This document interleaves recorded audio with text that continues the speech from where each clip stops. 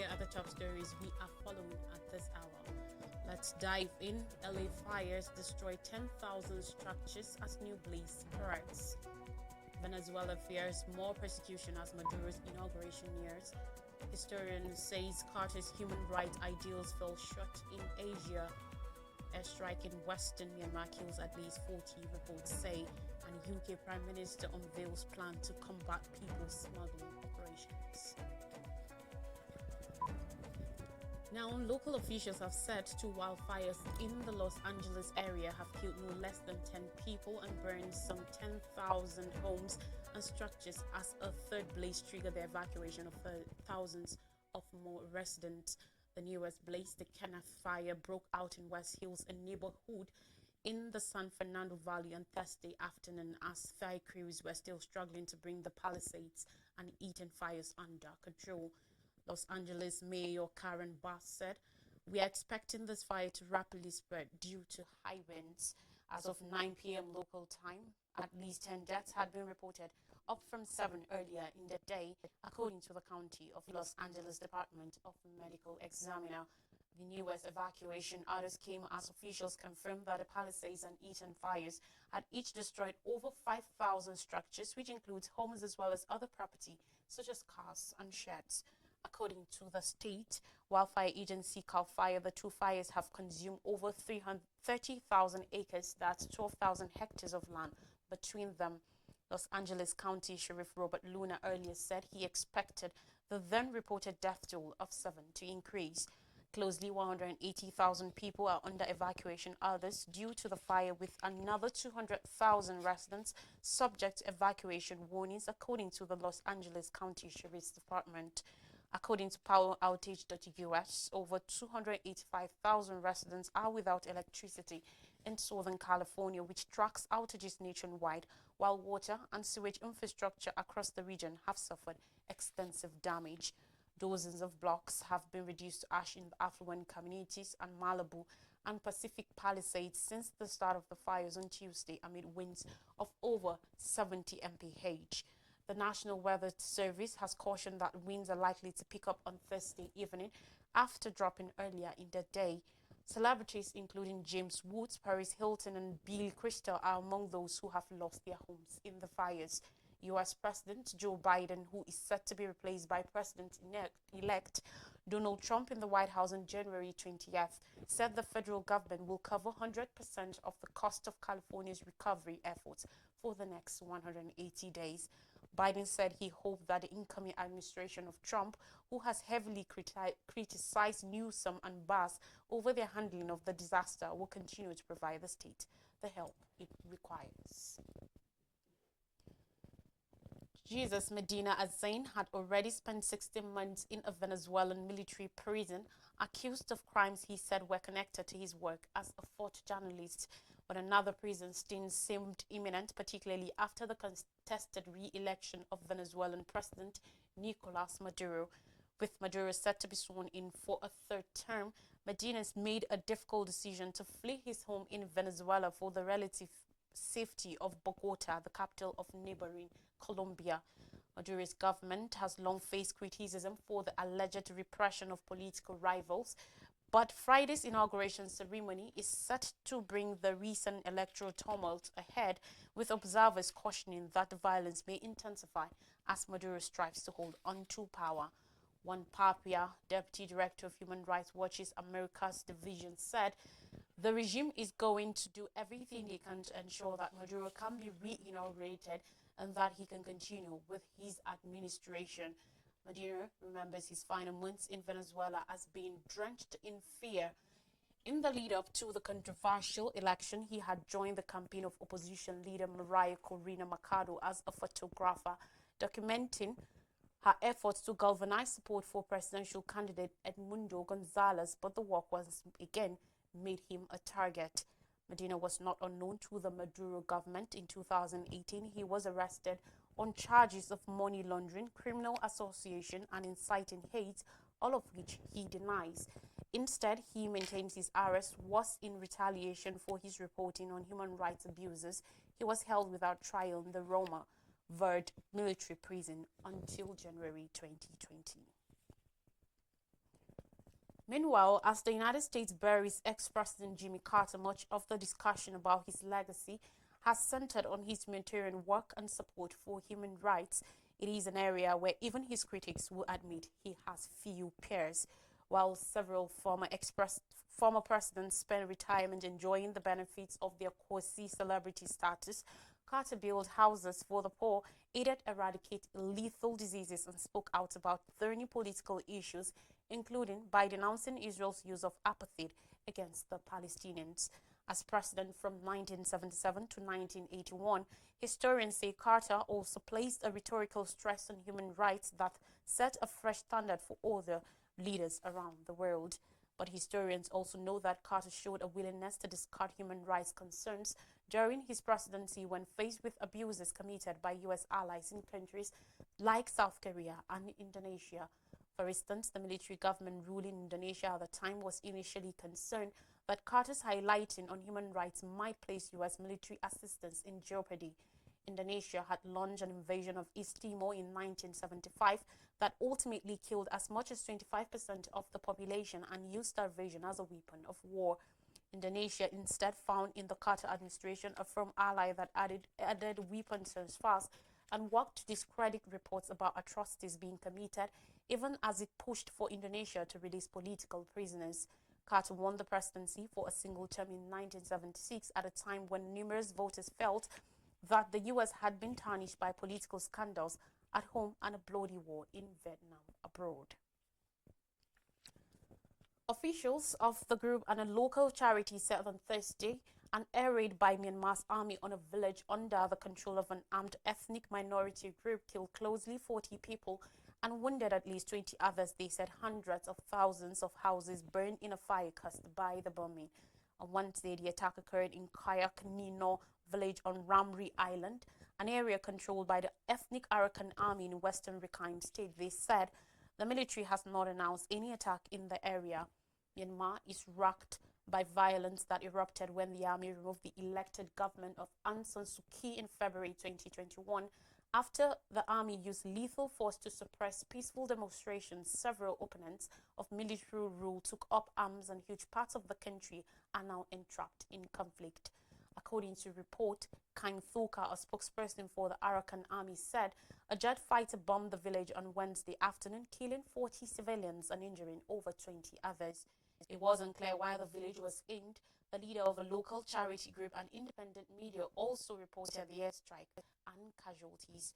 Over the past 3 years, the military government has ramped up airstrikes on armed pro-democracy groups collectively known as the People's Defense Force and on armed ethnic minority groups that have been fighting for decades for greater autonomy. The two groups sometimes carry out joint operations against the army. Ramri, 340 kilometers northwest of Yangon, the country's largest city, was captured by the Arakan army in March last year. The Arakan army is the well-trained and well-armed military wing of the Rakhine ethnic minority movement, which seeks autonomy from Myanmar's central government. It is also a member of an alliance of armed ethnic groups that recently gained strategic territory in the country's northeast on the border with China.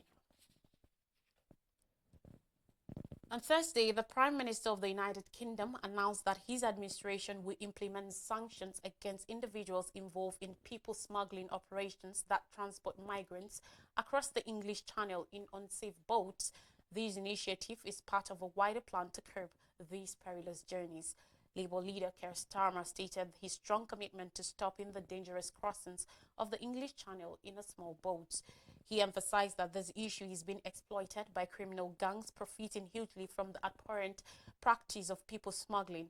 Alongside the various initiatives already in place, Starmer announced the introduction of a fresh sanctions regime similar to those employed against terrorists.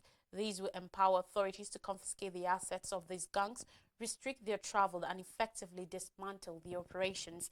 He stressed that these initiatives marks a major milestone as it is unprecedented on a universal scale.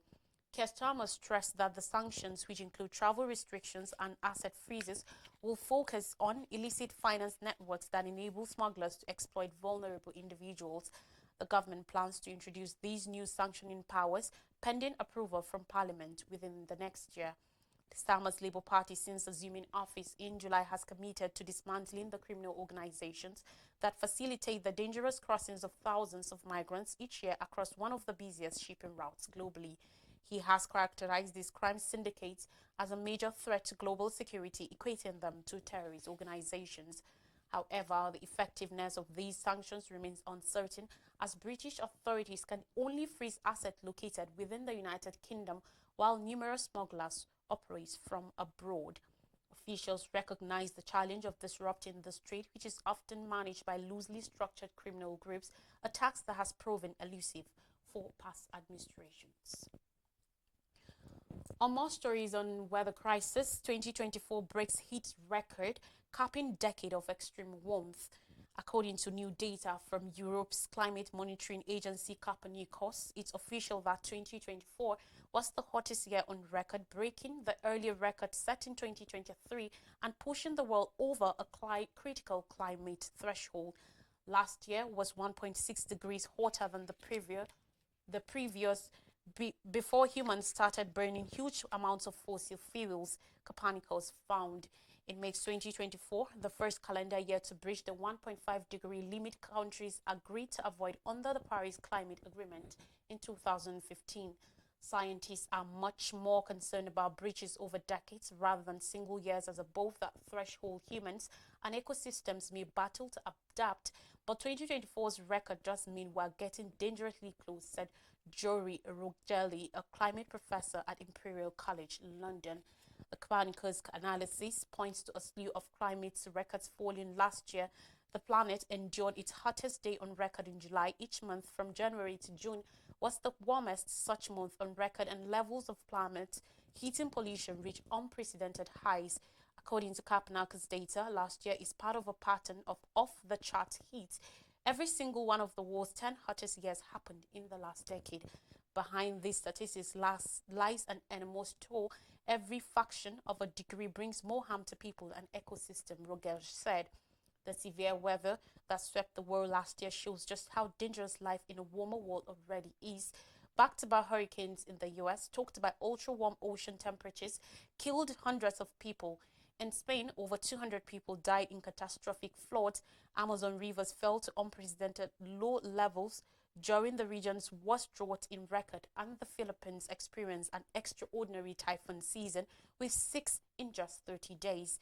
The climate crisis played a role in all these extreme events, according to the scientific analysis. Scientists are still trying to fully understand why global heat has been so extreme for the past 2 years. The main driver is clear: the human-caused climate crunch enhanced by El Nino, a natural climate pattern that tends to have a warming influence, which started in 2023 and ended earlier this year. But it doesn't explain all of the heat. Scientists believe it is unlikely 2025 will be another record-breaking year. La Nina, a natural climate pattern that tends to have a global cooling influence, was declared on Thursday. We'll take a breather now. When we come back, I'll bring you stories from Nigeria. Please don't go anywhere.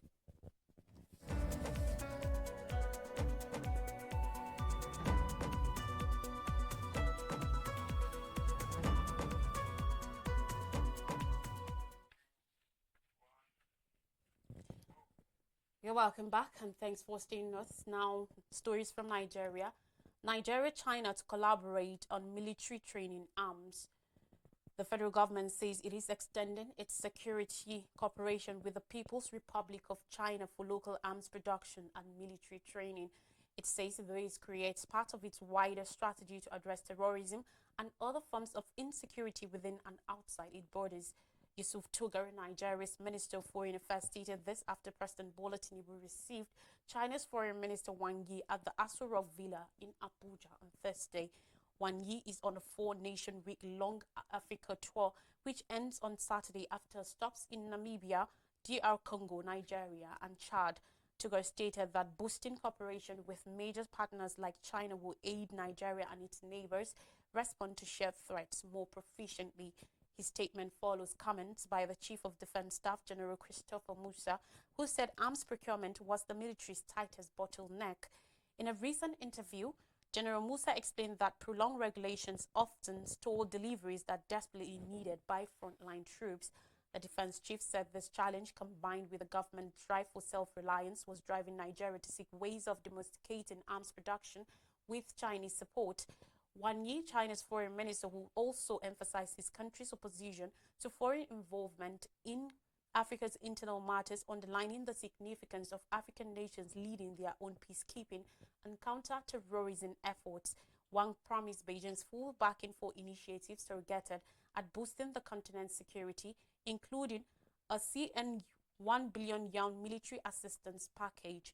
These includes training 6,000 military personnel and 1,000 police and law enforcement officers for various African countries and supporting the African Standby Force and Rapid Response Forces. Still on the news, northern stakeholders urge VAT cut to 3% in tax reforms. In northern Nigeria, stakeholders have called for the lessening of value-added tax VAT to 3% and the relocation of corporate headquarters of the banks and telecommunications companies to Abuja to tackle perceived inequities in the proposed tax reform bills. The demands were made on Thursday at a town hall meeting organized by the coalition of northern groups CNG, civil society organizations, CSOs, and other stakeholders at Arewa House in Kaduna. Comrade Mohammed Sanusi Ali, who noted that he was speaking on behalf of 134 CSOs, NGOs in the region, reading from the communique, also criticized the present VAT distribution formula, which allocates revenue based on the location of a company's headquarters rather than where goods and services are consumed. He also argued that stakeholders saw the system as disproportionately benefiting certain regions, leaving others at a disadvantage. On VAT, the stakeholders also demanded that the federal government cut the rate to 3% rather than adding it as proposed. The meeting also called for increased funding for agencies such as TEDFund, NITDA, and NASENI to sustain innovation and education, while calling on the federal government to reconsider the tax reform bills completely. The signed resolutions from the event are to be submitted to northern lawmakers in all 19 states, urging them to reject the reforms in the present form. And finally on the news, Senate questions ministers' MDAs on 2025 budget. On Thursday, the Senate widely subjected ministers and heads of agencies to extreme scrutiny over the 2025 money bill presently before the National Assembly for consideration and passage. Some of the top shots in the executive arm who were thoroughly questioned by the Apex Legislative Assembly on the 2025 budget during the defense include Wale Edun, the Minister of Finance and Coordinating Minister of Economy. Others who were also seriously interrogated on the fiscal documents are the Director General of National Orientation Agency NOA Malam Lanre Isa Onilu and his counterpart in the news agency of Nigeria NAN, Ali Mohammed Ali. While the Minister of Finance, Wale Edun, and the Minister of Budget and Economic Planning, Senator Atiku Bagudu, were put on hot seats by the Senate Committee on Appropriations, the DG of NOA and that of NAN had very tough sessions with the Senate Committee on Information and National Orientation.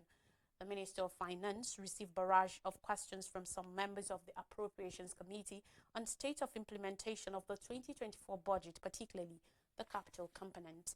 Senator Abdul Ningi, PDP Bauchi Central, in particular, asked the Minister of Finance to explain how proceeds from fuel subsidy removal were expended in the 2024 fiscal year. A recap of major stories says LA fires destroy 10,000 structures as new blaze spreads. Venezuela fears more persecution as Maduro's inauguration nears. Historian says Carter's human rights ideals fell short in Asia. Airstrike in western Myanmar kills at least 40, reports say, and UK Prime Minister unveils plan to combat people smuggling operations. And that's all on the news. Thanks for watching. Till next time.